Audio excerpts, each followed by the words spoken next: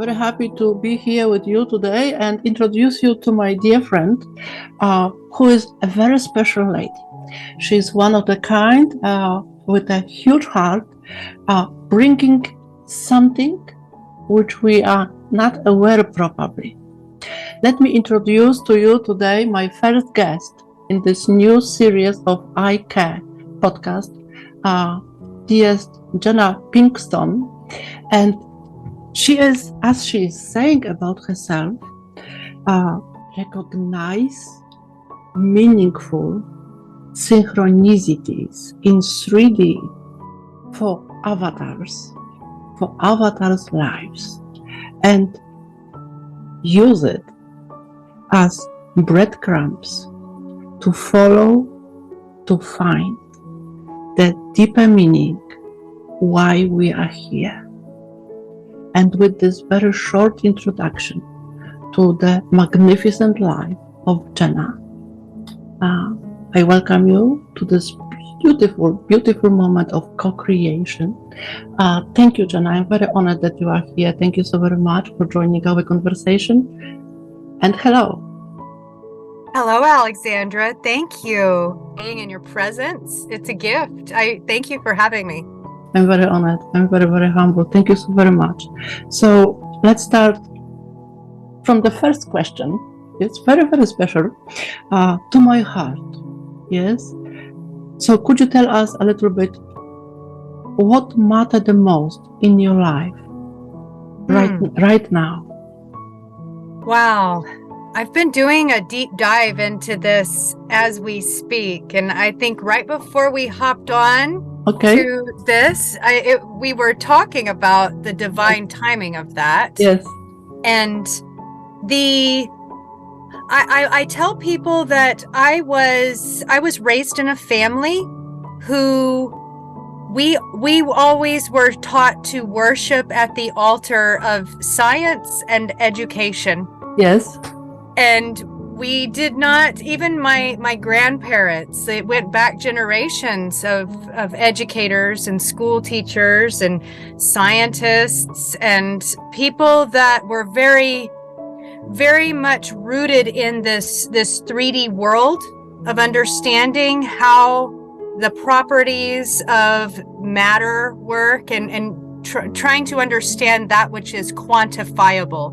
Mm-hmm. And this, I went on to get my degree in anthropology at Texas State. And for the most part, I was a pretty good student, but I would find myself always daydreaming from the time I was a child.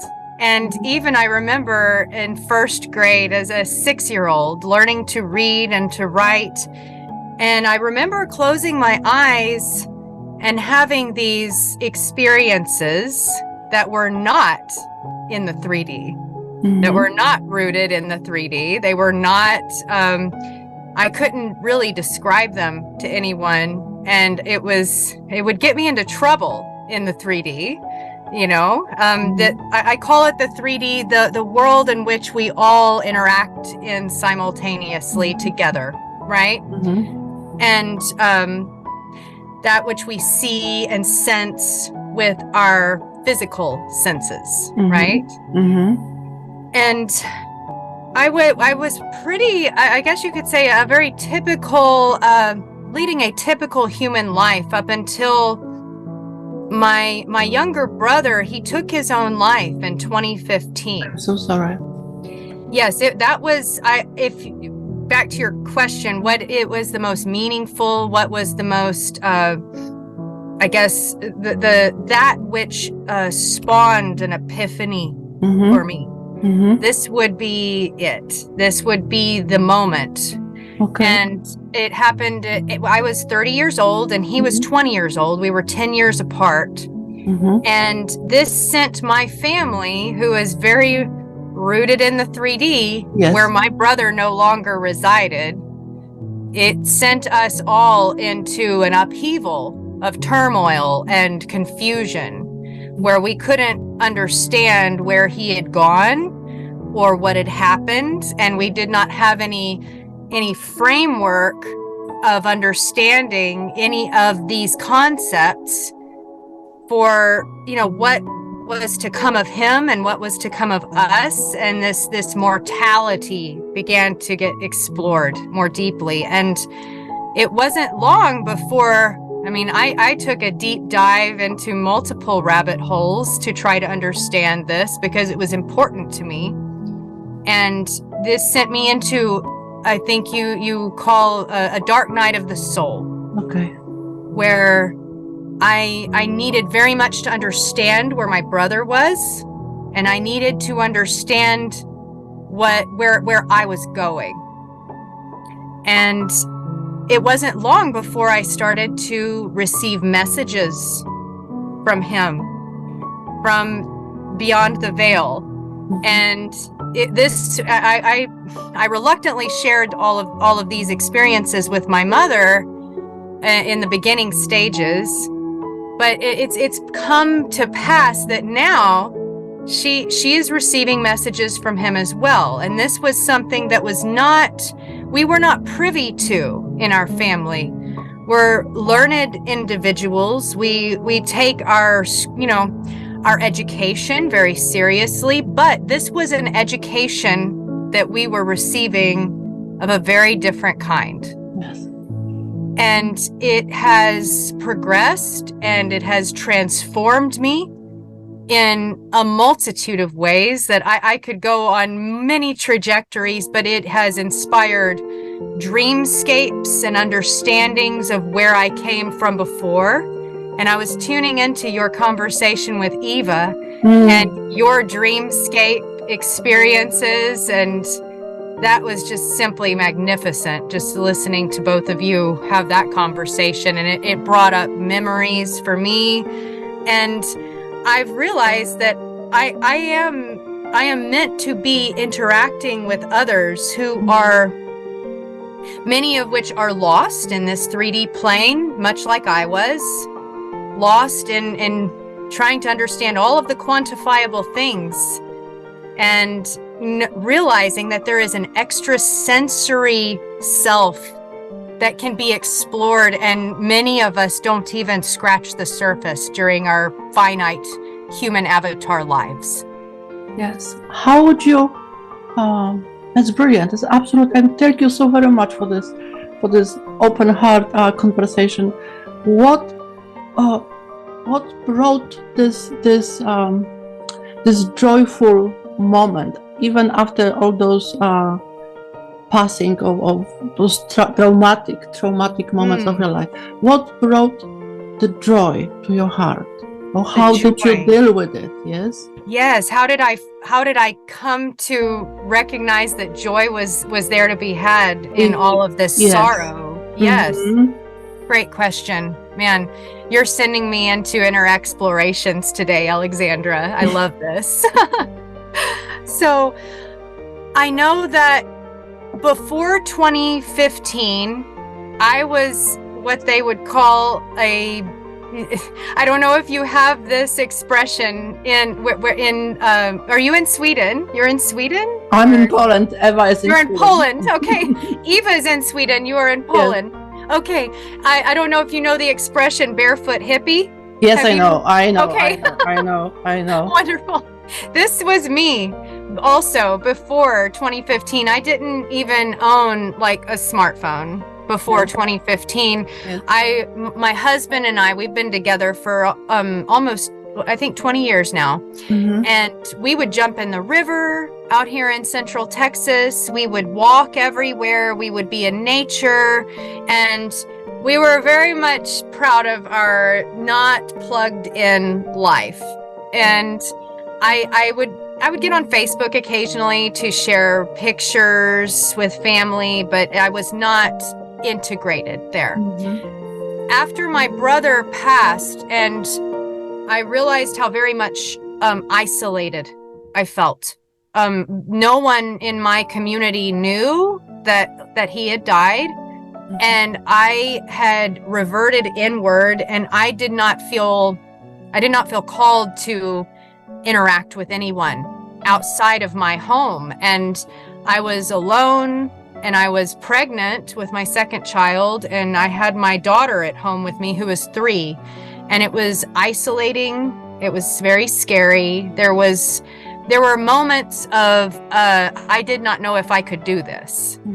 And this pain sent me seeking into the virtual landscape for answers and for communion with others.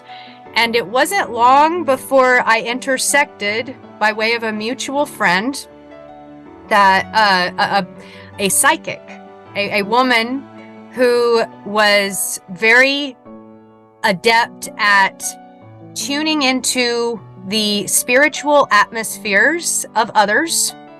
And I received my first psychic session from her.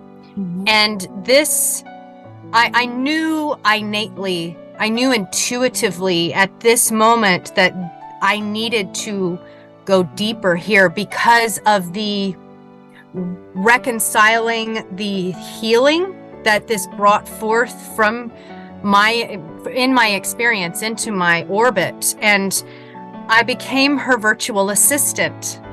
And I began helping her in her business.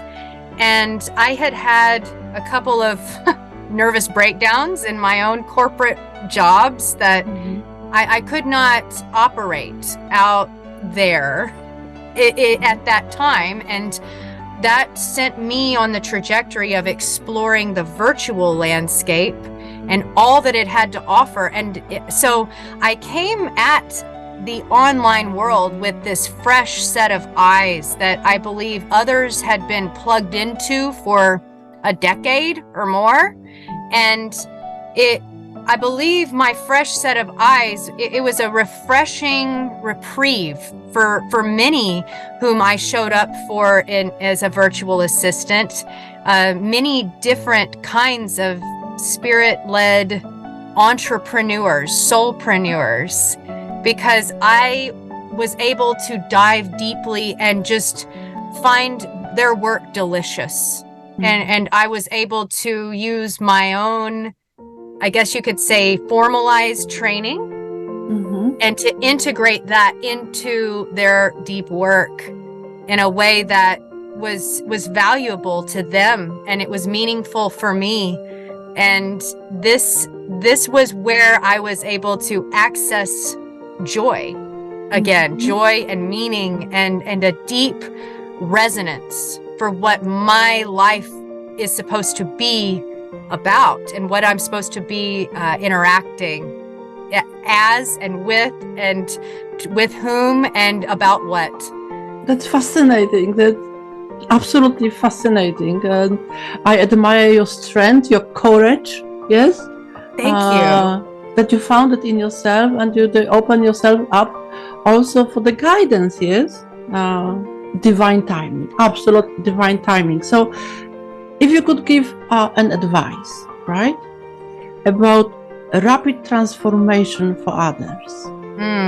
Yes. What would be, with your experience, yes?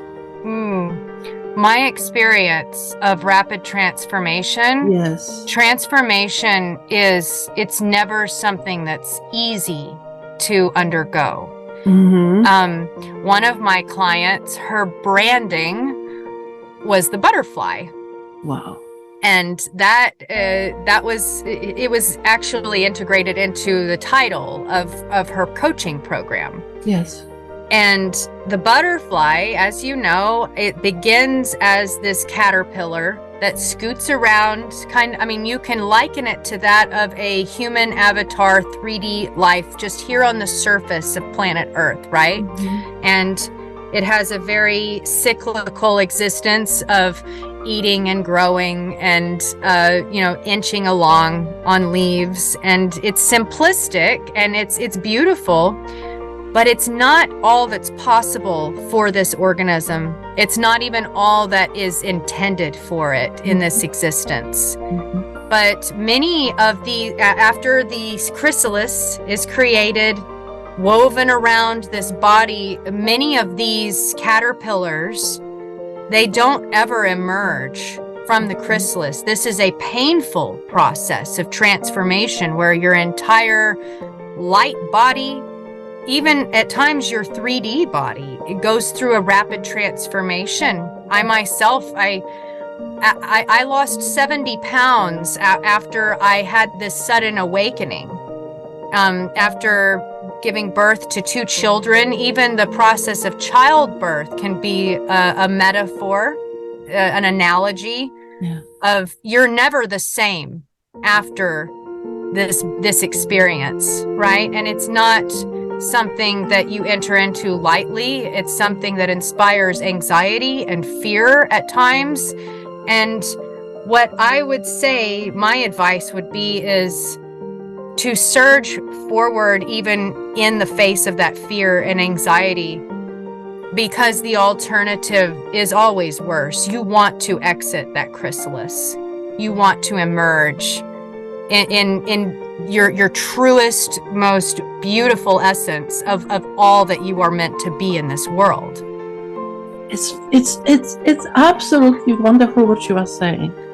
And I love this metaphor, the butterfly. Yes, we all know about it, but when you put it, it makes sense. It truly makes sense, yes? The Absolutely. Cocoon, the crystalline, the 3D releasing. I've been there, I've done it myself, I know it. But don't you think that we are moving very, very fast into the 3D and beyond and back and beyond? It's like a constant transformation.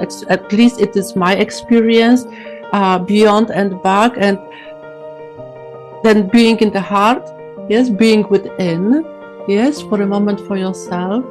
And then I can speak for myself, but I can share more with others when I find this center, yes, or the cocoon, let's say, the cocoon, yes? Yes. What are you saying when you revert back inward into yourself, out, like, I completely agree with that. In other words, what I'm saying is like I'm giving myself time, yes, to not to explore, but be in the cocoon of peace. Yes, be in this cocoon of I love myself, be in this cocoon of my vibration, of my frequency, yes, and Absolutely. then allowing to this butterfly, which is birthing, yes, within. Yes, absolutely. Take another form or another. It's like as you said, as we were talking before, yes, the avatar form, yes. I'm super fascinated about this avatar and the star seeds and ascension and all about it, yes. So what is for you the avatar? How would you describe it for us? I love that you asked me this question, because when I was tuning into your recent chat with Eva about the dreamscape, crazy dreams I had. Sorry. Your experiences of embodying these other beings on other planets, this is something that I too have experienced. And these avatars, I mean, you saw the movie Avatar, right? The movies. I haven't seen the new one. My kids went and saw it, but the concept, the very concept of moving, and there's many other TV shows and movies now that are they're speaking to this concept of our consciousness, which is something that lives on after our human body wastes away. Yes. It goes onward to other realms, to other dimensions. It has always been here, and it will never die. But this avatar is an experienced embodiment that it's finite. It will not last forever. And this avatar is that which can die. It's not you, but it is an opportunity for you to be infused into an experience. And this is what I see as the human avatar experience on planet Earth, that we are all embodiments of. We are all simultaneously experiencing this together as one while individually separate in and of ourselves. Isn't that like creating the other version? The other version. Tell me more. The other version of yourself? Yes. I remember lately Arcturianus says, you are free to choose. So, and I heard it from Bashar as well, that you are creating your experience. So you are, in other words, you are choosing who you want to be in the next moment. And the next moment can be tomorrow, can be today, or can be, in a year time, yes? But you are choosing in this moment who you wish to be. Yes, absolutely. Growing up, I wanted to be a busty blonde Barbie. Wow! That was what I wanted to be as an adolescent.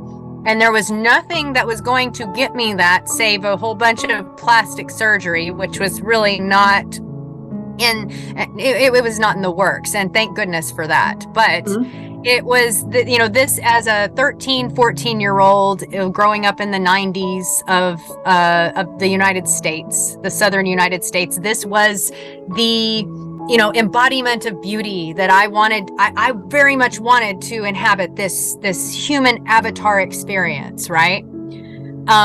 So I would say, yes, we do, and we can, and we should create our experience in every given moment, every living moment of this embodiment. But we chose this body to come to Earth. I believe very strongly that we choose the avatar that we come to Earth to embody for this time.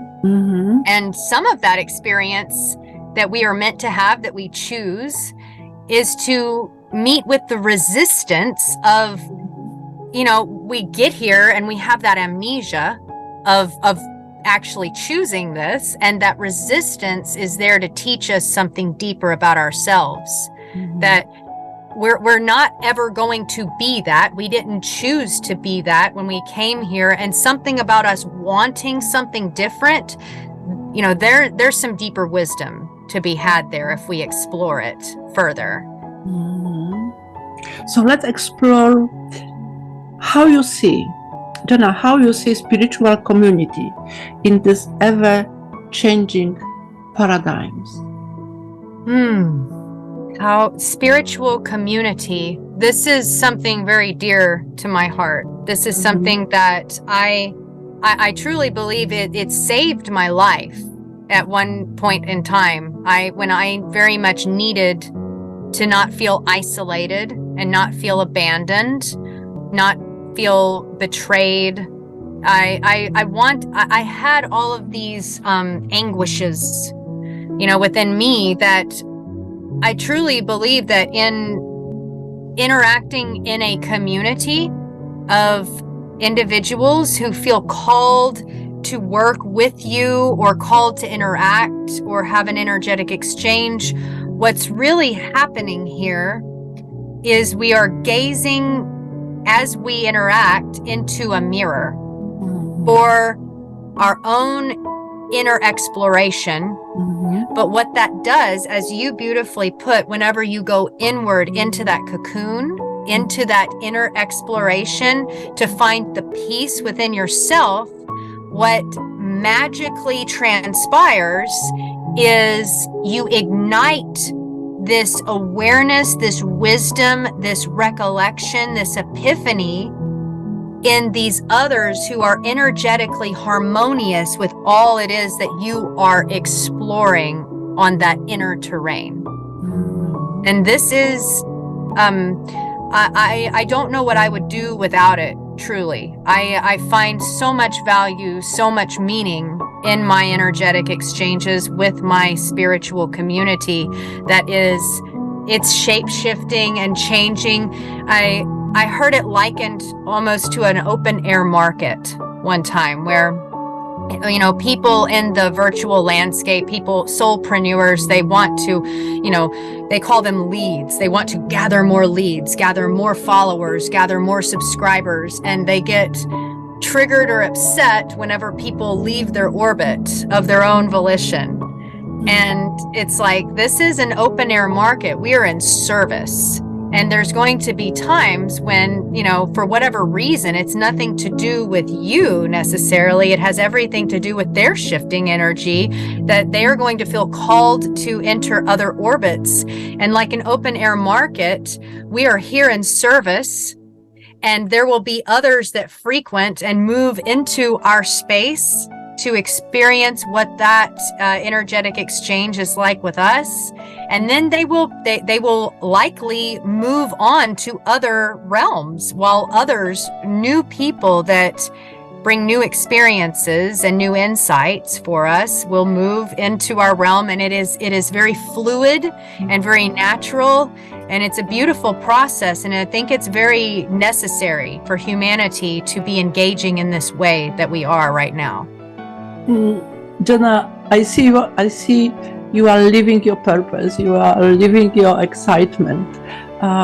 Is there anything else which I haven't asked you about your excitement, about your passion? Yes, because I see you smiling, I really see you, in this moment.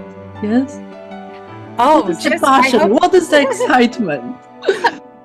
I think you're touching on something that I'm here to do. This is my service. This is my divine service. Just as you have yours, in that you're tapped into these other realms, and you are building bridges for others to tap into them as well. And my service is very centered around igniting that joy, igniting that excitement, and not losing track of it for soulpreneurs or simply sojourners into further explorations of self-discovery. And that we can get bogged down in that 3D density of, am I doing it right? Is this where my path is supposed to lead? Why is this outcome not happening? That I know that I'm supposed to be here for this purpose. We become very convoluted in our brainscape.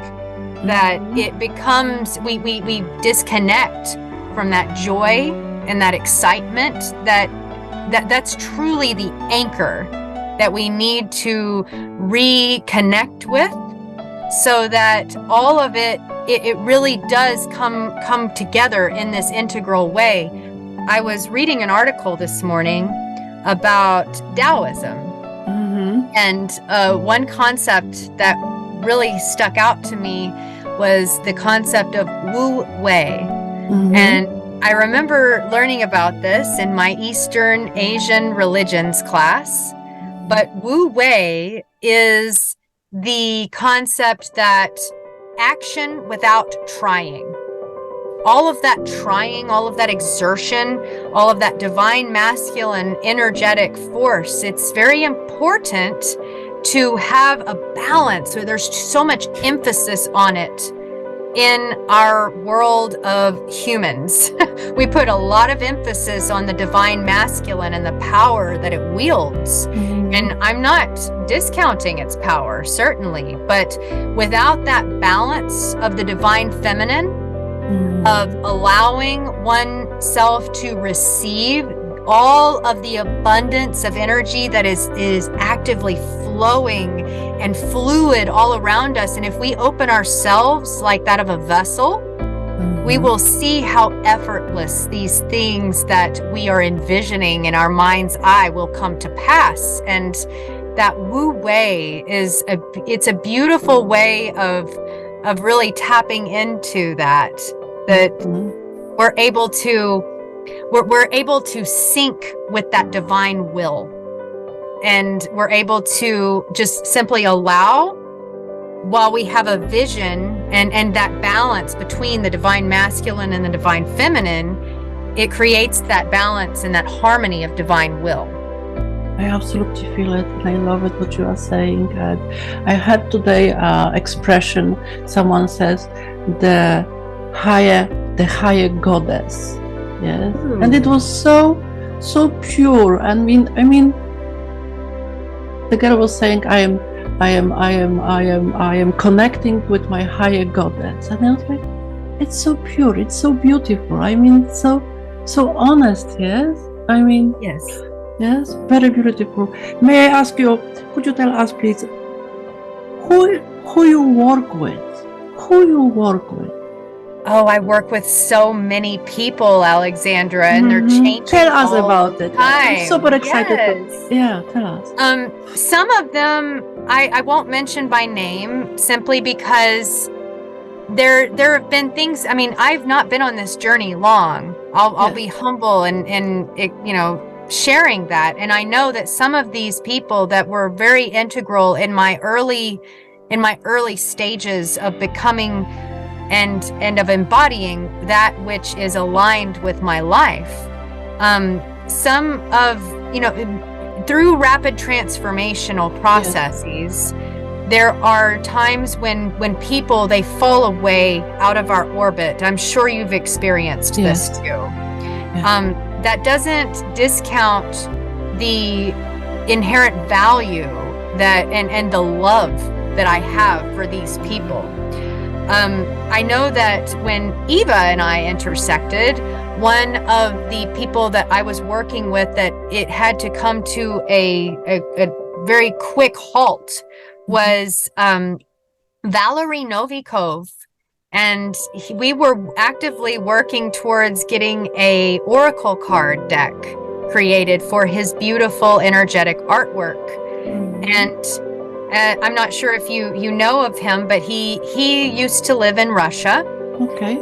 And because of the difficulty, political and otherwise, there was this work that we were so deeply engaged in together. It had to come to a halt because of our country's dissonance between each other, and that was a painful thing for me to go through. That wasn't even a year ago that happened, but we've recently re-intersected, just like that open air market that I was describing.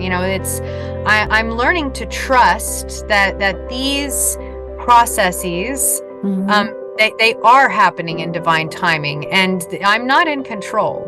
This is not a one-woman show by any means, and it is co-creative by our collective, and yet we are all merely vessels for a divine will to flow through us. And those of us who are open to that, it transpires so much more effortlessly. I'm working with a vast assortment of different soulpreneurs, some in the coaching world, others who are authors and poets, and some who are seers and travelers and like sojourners into other realms. And many of us are engaged in a mastermind right now. That this was the first time that I tried this out, and I actually tried to shelf it and say, I'm not doing that anymore. But like divine will does, I got all of these messages that, no, this is supposed to happen. And lo and behold, we have a group of 9 of us who are actively engaged on a weekly basis of interacting in the virtual landscape, and then bringing it to a more intimate setting with each other, and how it is we aim to wield our expression by way of that harmonious divine masculine and divine feminine integrations, you might say. So there's a whole bunch. I've had a lot of issues with niching down, because I really do love working with a vast assortment of different perspectives and people. This speaks to me. This is I'm simply speechless. I mean, you're doing such a marvelous work, yes, helping others, yes, and finding the joy and finding this, actually, as you're saying, this teaching, yes, it's fascinating. What would be your advice, just for example, if someone is at the beginning of the spiritual journey, yes, is a clairvoyant, yes, or card reader, yes, the spiritual teacher. What would be your first advice, or what would you ask first? what would you ask this person first? So to help them on their journey. That's a great question. That's an excellent question. I'm going to have to kind of venture into what I call my own human avatar trajectory experience, right? We remember, you and I'm sure you remember yourself at the beginning of this journey that you are on. And it's like what we have to do in that journey inward, right? We have to go back into that cocoon for a moment, and we have to kind of merge our awareness of our conscious self into how we felt in that moment and what that experience was like. And you can do it. I find that it's its own extrasensory gift to do this. It takes energy to do it also, but it's and someone like me, whenever I fall out of alignment, I like to venture outward from myself and interact with and go and interchange with this group, and leave all of my stuff, and then I feel very scattered and frazzled and disengaged with who it is I am and what it is I'm doing, and I lose sight of my own identity. I think this is actually an experience many of us have whenever we are running from something on the inside. And I would ask them, what is it that you don't want to look at? What is it that you don't want to face? What is it and if they didn't have an answer to that, because those are kind of obscure questions, right? I would say, what is it that makes you mad? There's a lot that people are mad about out in the world today, a lot that makes people very angry or very sad. And we would tap into what that is, what it is that broils them. And I know that in discovering the different frequencies of emotion, anger is that frequency. Forgive me if let's see, it's like it's a frequency that is right before awareness, right? Whenever we are ascending in those frequencies up to the ultimate frequency, up in the higher realms, is oneness. But the one, it's like each one is a portal to the next. And if your intention is to make that ascension, then tapping into anger or tapping into sorrow, tapping into that which causes that dissonance, that embroiling within you, it's going to lead you into that portal of awareness. If you dive deeply and fearlessly, and you don't shy away from it, and you don't run from it, and you don't try to reallocate your energy elsewhere in avoidance of that, and looking deeply at that, I've seen many who have, even in exchanges on comments of Facebook posts, where I will ask these questions, and at first they will become angry at me, right? And initially, early in my journey, I would have confrontation, run away from that.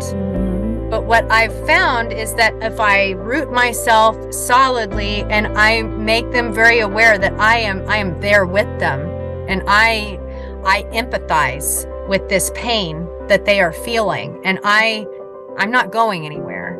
I'm right here with you while you get through this. And there are incredible energetic exchanges that inspire rapid transformations in the virtual landscape in doing so. And I've been very blessed to be someone who has served as a mirror for these folks to gaze deeply into themselves.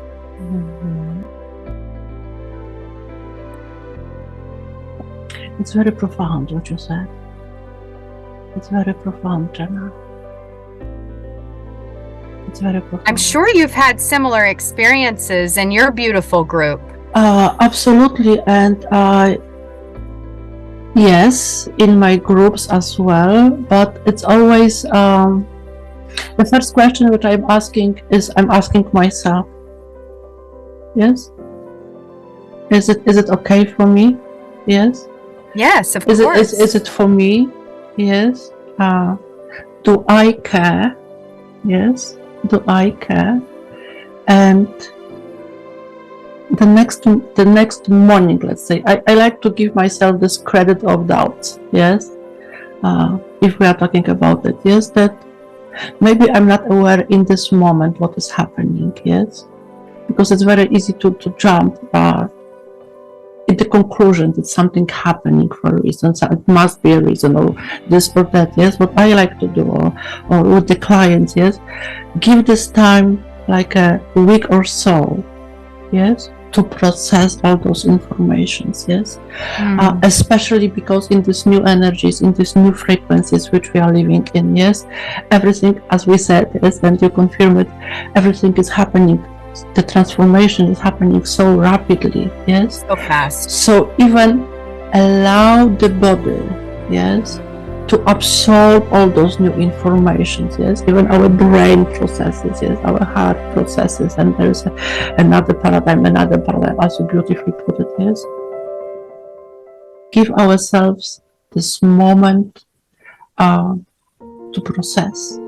What I found, it was completely new for me, yes, as I was facing myself like, okay, Alexandra, right? I gave myself this moment to discover something else, and I found the sound bath, yes, the singing bowls, yes, and it was a huge surprise for myself. I don't remember what was the frequency, yes, but was very grounding, very earthy, and very beautiful. And I was working on something, right? And suddenly I felt I need to lay down, right? I have to lay down. That's it, right? I love it. And I slept for 4 hours. In the morning, yes, when I was, very well rested, yes, after my 2 coffees in the morning, right? I slept for 4 hours. And I woke up, I got up, and I was a completely different person. Yeah? Yes, I have a theory about what happened there. Timelines. Yes. We're integrating like so much information. Yes, and it's so happening. much. It's happening. And you are extrasensorially, if that's a word, acute enough to realize when you need to lay down, it's because your crystalline body or your light body, it needs some time to integrate these codes that it's been saturated with. I love this conversation. Absolutely. Yeah. This conversation. Yes, I know. The important piece of, that self-love that you engaged in that moment, it's actually up-leveling the planet in the collective in a really meaningful way, because whenever you become a frequency holder for those higher timelines, those higher echelons of dimensional awareness, because that's what you're doing whenever you integrate these codes in. And when you become a frequency holder for that, and you are an embodiment of that for others to energetically become aware of, they are able to meet you where you are at. They are able to match and harmonize their unique frequencies with yours. So it's important work for planet Earth, and I love it. I actually take very frequent naps. I told you I have kind of a hyper personality, but whenever it's time, I know when it's time, and I'm able to lay down for hours. And one of my inner explorations actually took place in a dreamscape where I think it was like a 30-minute to a 1-hour nap. I was not out for very long, but I went to I guess it was a parallel timeline to this one.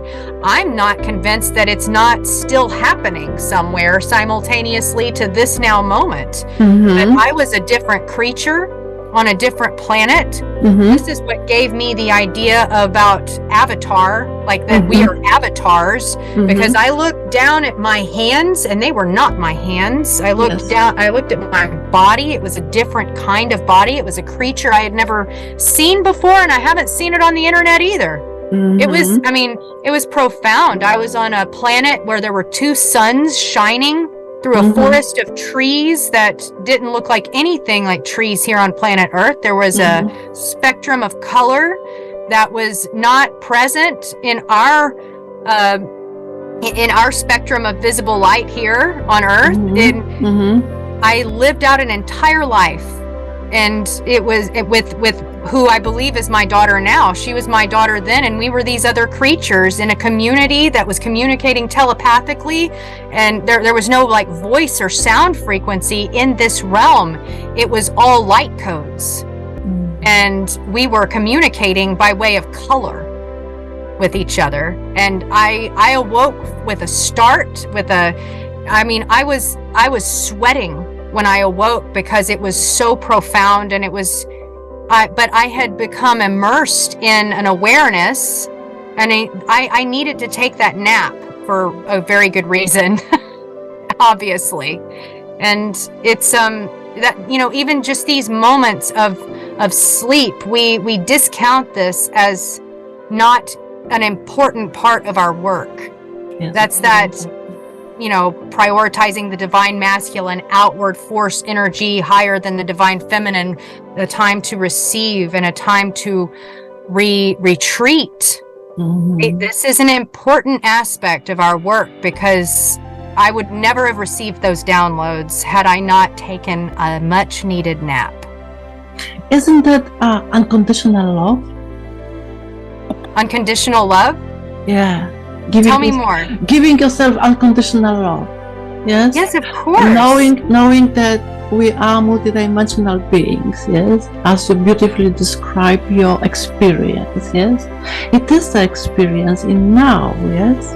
I wouldn't even call it a dream. It's your experience. It's your knowingness. It's your knowledge. It is you who is experiencing you in new dimensions, perhaps, yes? For some reason, it was the time for you to see it, to experience it. Yeah. Right. And I was able to access that by way of the unconditional love that I was tapping into. Absolutely. Yeah. For myself. Yeah. With all those light codes, yes, and downloads and this knowledge, and I call it unconditional love. It's the primordial glue that is holding us all together. Yes. Love. Absolutely. That's my, I wanted to say calling. It doesn't sound very much spiritual, right? But the love is calling on itself, and that's how I feel it. Yeah, absolutely. Love is a calling. Love is the calling. Yeah. Love is the calling. I think it's what called us here in the first place. I think so, Jenna. I'm super grateful for this conversation. It's been beautiful. Jenna, I have, as we are coming to the end, yes, for this, energizing, super powerful exploration, yes, of what you're doing, of your making, of your beautiful, beautiful aura, yes. I would like to ask you 4 questions, yes, on this show, on this podcast, I care. Is it okay with you? Absolutely. So, what is the meaning of life? Ooh, we're going to need more than 6 minutes for that. Okay, no worries. 24/7, 24/7. Let's see if we can scratch the surface here. The meaning of life. I think that we pretty well wrapped that up in the unconditional love sequence that we just embarked upon. Unconditional love I think that this is oftentimes misinterpreted in our world that is hyper-focused on the divine masculine expression, in that, or it gets misconstrued as, what love is, romantic love, or a mother's love for her children. Really, even it's all love, everything, even the tyranny and the torture and the worst sequences of human avatar interconnection and interaction that we can conceive of. This is an example of love out of balance. That's all it is. It's still love. If you reduce it down to the primordial energy, it's still love at the very essence and core of that expression. And I had an amazing chat with Harrison Marr. He's the author of Cosmic Love Antenna. You asked me to ask who I'm working with, and he's one example. But we had this discussion about ego that was profound for me, and how ego is truly just an expression. Whenever we encounter ego, whether it's, in the 3D world, at the grocery store, or if we encounter it in the virtual space, it's prevalent everywhere. We can see it in all places. But whenever we encounter, say, for example, a self-righteous ego, someone who believes says they are better than, or that they are trying to convince you that they are more than you. And what this is it's an inflamed personality of, somehow along the way, this person was told that they do not have something worthy to share with this world. And so what they are doing in this inflamed personality sequence of it being reflected and portrayed as ego, this is an experience that they are having, that they are giving us also as mirrored reflections of each other, that they are convincing themselves, and they are doing their best to convince you that they do have something worthy to share in this world. And they do, actually. Everyone does. Everyone who is here on planet Earth is here for a good reason. I heard someone say that there's a waiting list for incarnations here on planet Earth. And if you made the cut, you have something very valuable to share here. But in that sequence of believing in himself that he is not worthy of something valuable to share with this world, it's that love out of balance. You see that the transmutational process of bringing that love back into balance, it's going to come from our reflective interactions with one another, of becoming triggered and becoming angry or becoming hurt. And these are powerful transformative catalysts for all of us to engage in. And as soon as we're able to tap into that, rather than something that's here to torment us, it's here to help us transform. And this, I believe, is the purpose of life on this planet. And that's why we're here. Next question. What is God for you? Ooh, God.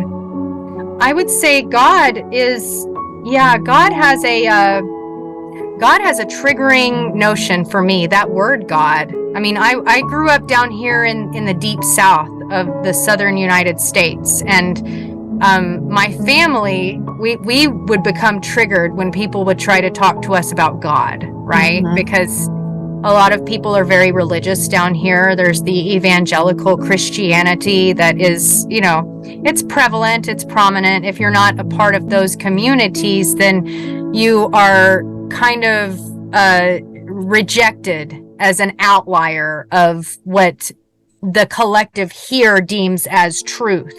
See? But I as I moved through school and I learned about, Eastern Asian religions and the Buddha and the pantheon of gods in Hinduism. And I moved into other realms even. I know how the archangels are so very important, and they are, I feel as though these entities that are, they are present in these other realms, not here in the 3D. They could venture here, but why would they, right? This is our experience, and if we tap into what it is we are intended to glean from this experience, we can easily tap into those other realms where they reside. But God, I would say, God or spirit or the universe, I always liked Jonathan Adam Pant's reference to the creative spirit. This is synonymous to God with me, and it's also synonymous to what we were referring to as unconditional love, universal love. And it's in everything. It is everything, and everything. It's like it is the sun, and each one of us is an individual ray. We are comprised totally of that, but not one ray comprises totally the whole sun. I care. ... Fill the gap, please. Fill the gap of I care.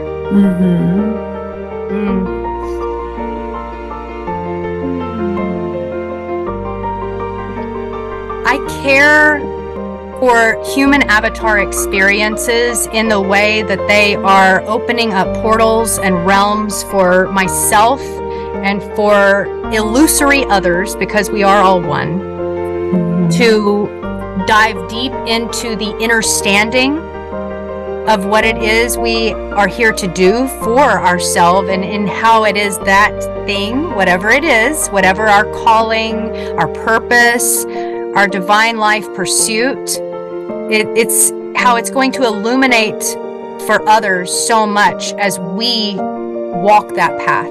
I care very deeply about that. And the last one, where people can find more about you, about your work, about your offerings, services, about you.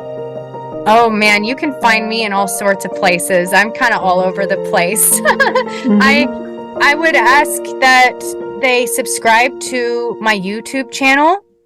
I'm having amazing conversations with other human avatars like yourself, Alexandra, and I'd love for you to appear there with me if you felt so called.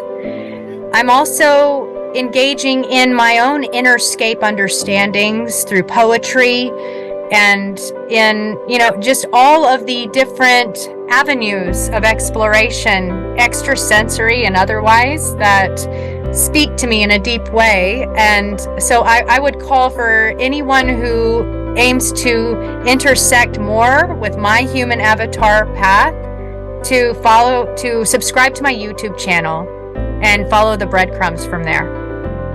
That's beautiful.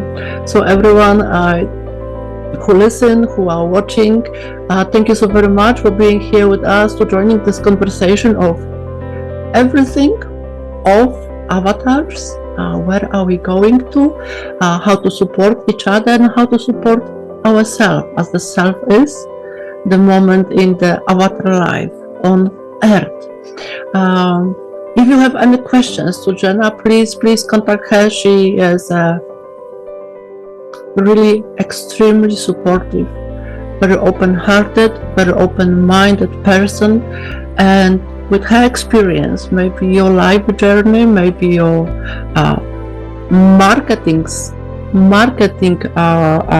abilities can grow and experience new life for yourself with a little bit of help.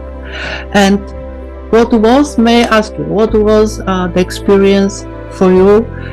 What was the wisdom, maybe, which resonates with you in this moment? Have you learned something? Leave it in comment. And let's say that the next time, next moment, when we can only be the avatar, not from the movie, but in the real life. Let this moment of cooperation, of unconditional love in many dimensions be I care for the future and for now. Jenna, DS, thank you so very much for opening your heart. Thank you for your wisdom, thank you for your experience, thank you for your time, and your loving aura, which was shared and felt deeply in my heart. Thank you so very much. Thank you, Alexandra. It was such a pleasure. Thank you.